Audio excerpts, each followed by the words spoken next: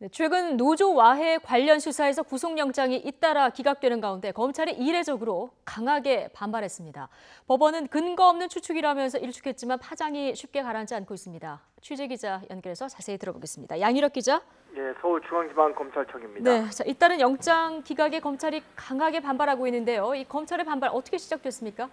예, 이채필 전 고용노동부 장관에 대한 구속영장 기각에서 비롯됐습니다. 이 전 장관은 이명박 정부 시절 국정원 자금을 받아 어용노총을 만들고 운영비까지 지원한 의혹을 받습니다.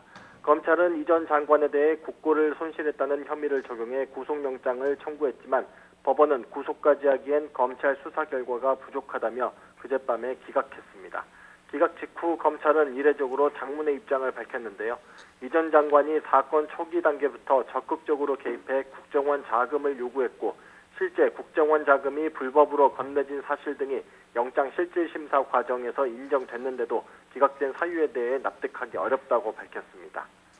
네, 그런데 법원의 노조 관련 사건에 대한 영장 기각 이번이 처음이 아니잖아요. 그렇습니다. 대표적으로 삼성 노조와의 의혹 사건이 있습니다. 삼성전자 서비스 노조를 와해시키는데 삼성이 그룹 차원에서 깊숙이 개입했다는 의혹입니다.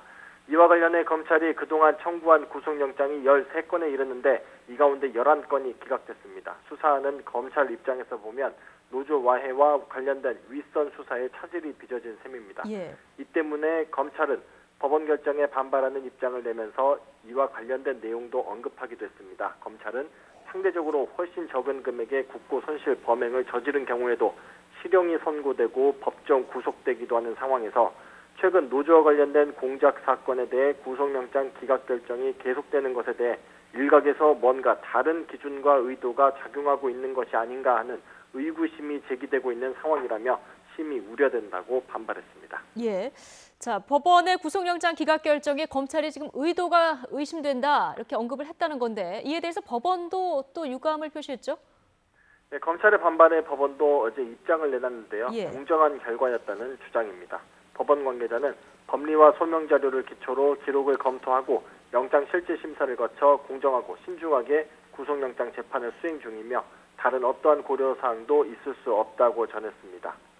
그러면서 검찰에서 개별 사건 영장 재판 결과에 대해 뭔가 다른 기준과 의도에 대한 의구심이라고 표현하면서 영장에 대한 불만과 근거 없는 추측을 밝히는 건 매우 부적절하고 심히 유감스럽다고 답변했습니다.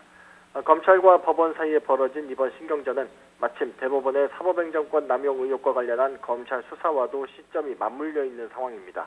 이 때문에 일각에서는 검찰이 법원을 수사하는 초유의 상황인 만큼 양측이 감정 싸움으로 번지는 것 아니냐는 전망도 나오고 있습니다. 네. 자, 이런 상황에서 오늘 새벽 조양호 한진그룹 회장에 대한 구속영장이 기각이 됐습니다. 지금 한진 총수 일가에 대해서 4번 영장이 청구됐는데 모두 기각이 됐거든요. 이 조 회장에 대한 기각 사유는 뭐였습니까? 네, 조양호 회장은 수백억 원대 횡령과 배임 의혹으로 구속영장이 청구됐습니다. 검찰은 조 회장이 피해자와 합의할 수 없는 경제 범죄를 저질렀고 혐의가 무거운 만큼 영장 발부를 자신했지만 법원의 판단은 달랐습니다. 재판부는 피의 사실에 다툼의 여지가 있고 조 회장의 방어권을 보장할 필요가 있다며 구속의 필요성을 인정하지 않았습니다.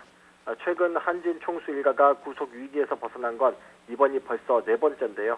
앞서 물벼락 갑질로 파문을 일으켰던 조현민 전 전무는 피해자들과 합의해 구속 위기를 피했고 이명희 전 이사장도 공사장 폭행과 필리핀 가사도우미 불법 고용 혐의로 각각 영장이 청구됐지만 번번이 기각됐습니다.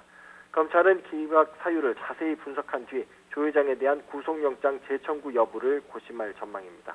지금까지 서울중앙지방검찰청에서 YTN 양희력입니다.